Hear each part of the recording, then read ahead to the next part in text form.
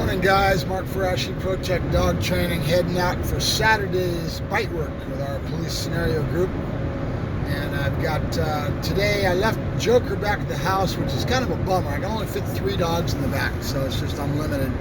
But Joker's the funnest dog to work because he's the most proficient. You know, he's been doing searches and doing all kinds of fun things that makes me look good, and I like that. So I had to leave him back at the house because I've got other dogs that are more concerned with their development, right? We've got that reactive bitch that I'm trying to use what's called flooding, and I think I've mentioned that before. We've got a lot of dogs that come into class. There's a lot of milling around, you know, with people with their dogs on leash, and they're downing, and they're all BSing and having conversation. And that allows me to be able to get that dog be saturated and basically flood that puppy with a lot of different dogs. So that's great for her reactivity with dogs, right? And she's getting a little better all the time. And then I'll take her out in the very first of the class and maybe right at the very end of class, and just for that one purpose alone is why I'm bringing her, okay? I can do my obedience and all that at home, and I can do what I need to do out of Tractor Supply for the rest of it with her. So you got to always kind of be thinking how you're putting this stuff together. The other dog we've got is that prospective police dog. He's going back to Missouri, and he is Tommy is his father. If you guys know Hans Peg, Tommy, if you're into Dutch Shepherds, and a lot of you guys that follow me are, you know who Hans Peg, Tommy is. And his father, Tommy, is a badass dog. So that being the case, this dog's got all the drive and then some. He doesn't have as much development on his obedience, and that's going to be, I'm going to stay light with it, but I won't be as into the sporty type of look. I don't care about his head being up. I don't care about that sporty type of obedience with him, because he's going to be working in a real world application. And when you think about that, sport versus police, the dog is a tool, you know, and when they go out there, they have to apply that tool and use that tool in the right way to stay safe. So they do things like what they call a hard out, where they'll actually pinch off the dog's airway when they take the dog off. You see this a lot in KNVP. When they're doing their outs, they actually choke the dog off the bite. That brings up frustration, and it's advantageous for what they want. They want a dog that bites and hangs on and doesn't let go, and they don't require that severe of an out. In other words, in sport, if you didn't out right away within 3 seconds, you're going to lose points, right? In the real world, that's not going to be applicable, because you need to make sure you contain the suspect, and everything's about safety. Because with a suspect with fear, with drugs, with adrenaline, they're liable to do anything, and there's no leeway in that, because every officer, as you know, their whole philosophy is they're going to go home to their families, and they're going to go home safe, right? So they really have a direct tactical application within the canine when they're talking a police canine. So if you ever go out to a police canine trial, realize that their obedience is a little less tight. It's not like a sport obedience, not really flashy. It's functional, and that's what you've got to have. The dog's got to be under control and all that. And then every department handles things a little different as far as that. Right now, the police canine world is changing dramatically here in the States after the situation we had last year with the officer situations that were causing problems. And then they got a lot of different film of that officers that were doing indiscriminate biting, and everything's on film nowadays. And so if you're an officer, that's a world of hurt if you don't do things the right way, because you can almost guarantee a lot of times your dog, you're going to be on film. That being the case, you need to do things the right way, because the public's going to come back after you. So there's a lot of negativity right now with police canine units and what's going on out there, because the public's into this defund the police, and they're not realizing the value of the police canine. And we'll talk about that a little bit more as we go along. In fact, that's a great subject to talk about. Law enforcement's very aware of it, and canine units throughout the United States are being affected by this, believe me. So they're basically repositioning themselves and how they're deploying their canine units and what they're doing within their departments, depending on where they're at in the country, okay? And that'll calm down a little bit with some time, but they need to regroup and give the public assurance that they're out there doing their job in a professional manner. And that's going to take them some time to recoup on that loss of face so to speak, that they've suffered over this last year or so within the canine units and also within law enforcement in general. You know, they're really going to be fighting an uphill battle to really reestablish the trust and the awareness from the public in regards to what they have to do in their jobs and the public's appreciation for that. So it's an interesting subject for me because this is my world, you know. The other dog I've got Buddy with me. Buddy is probably about 16, 17 months old now, and he's about the same age as Creed, actually. Creed's about the same age.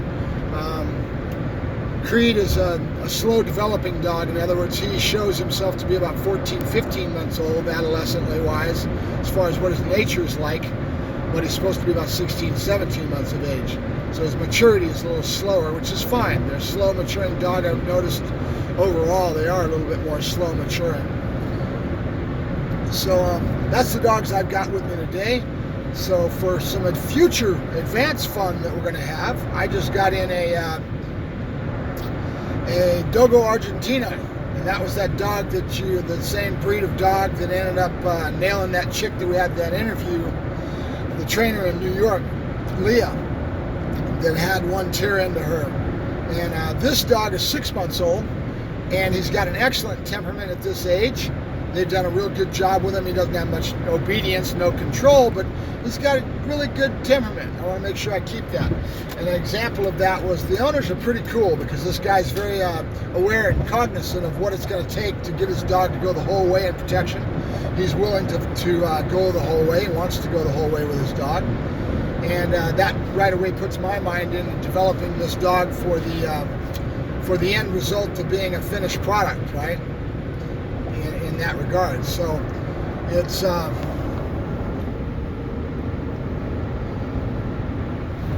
something that really gets me to feel real good, especially if I've got a client that I feel that's going to understand what's going on. The first thing I did as an example, we're going to take the dog in, and the dog sleeps on their bed. He's in the house. He's been raised with family and all that. And I let my dogs, when I do my kennels with the cold weather we have up here, a lot of the dogs will go into a crate at night. Depending on the dog and depending if it's a client's dog or whatever, they sleep inside in a crate at night and they get let out and put into their kennels during the day. And in this regard, this dog's not been kennel trained. Now I could do it a couple ways, but I would rather not have to face any negative relationship between me and him, and he's such a large dog. I could force him into that kennel and try to get him into the first night he's there. Is he going to go into the kennel? No. It's going to take me 3 or 4 days, maybe even 5 days, to get him to feel comfortable to go into the kennel, and you'd have to use more of a force and the aversives to get him to go in on the first night. So instead of facing that conflict and having our relationship being affected by that I'm going to build, because it's all about relationship, right? Remember, I spend 2 or 3 days building relationship with the dog before I even start a formal obedience. I just get to know where the dog's head's at and get a feel for that individual animal, because every dog is different. I keep telling you that. And then every breed is different, right? So I've worked one of these guys before, but I haven't worked probably more than 1 or 2 of them in my time. And it's been a while, and after what I heard happened to Leah, and last night I did a lot of R&D. I was watching all kinds of videos on YouTube. It's really an interesting thing when I start to do my research and development on a breed, because that's what you want to do, is understand what you got, that you're going to be dealing with, how subjective people's opinions are. Because there was a bunch of videos on it, and you had a breeder here, and they were making their comments, and it gave me some insight into the breed, but at the same time I was very aware of how their opinions were subjective, you know what I mean? So I'm looking forward to getting into this dog's head and figuring out who he is as an individual, and learning and to appreciate the breed. They look like a very cool breed, very neat dog. But there are a lot of dogs. And if you let this dog go sideways, a lot of the film was bullshit as far as I'm concerned. I get angry and mad at it, but it comes from over in different countries, you know, Argentina and other places where they're fighting these dogs. And a few of the videos had their main shot that they kept for their premiere shot, you know, that first shot that you see when you come into a video to watch it, was a big old friggin' chain wrapped around the back of the dog's neck so his neck muscles would get real strong. But it looks very intimidating. But it's all dogfight orientation. A lot of the videos where, Argentina Dogo fights pit bull, and the big old bullies with the big old muscles and that kind of crap irritates me and makes me angry. And I wish that YouTube wouldn't even allow videos like that to be online, because they're advocating and promoting dogfighting. And it irritates me. It really does. That a company wouldn't curtail that type of a message being put out to the public, because dogfighting is not a good thing, believe me. I was around pit bulls as a kid, and I was one of my foster homes was a Mexican foster home, and I was in that foster home, and they were into pit bulls. And it was my first imprint around pit bulls, and I was probably 12, 13 years of age. And I thought they were real cool. I got to learn the breed, understand the breed. They're a great nanny dog. They do great with kids. Pit bulls are a good dog, but they have propensities for very high prey drive and dog fighting. And that was the end for me when I saw a couple things I didn't like too much. But that's the only reason that I'm negative against the pit bull, just because of their propensities in that area, and then what people's lifestyles are wrapped around that propensity, right? It hurts, when you know that people are abusing their dogs and doing something like that with their animals. But it is what it is, as they say.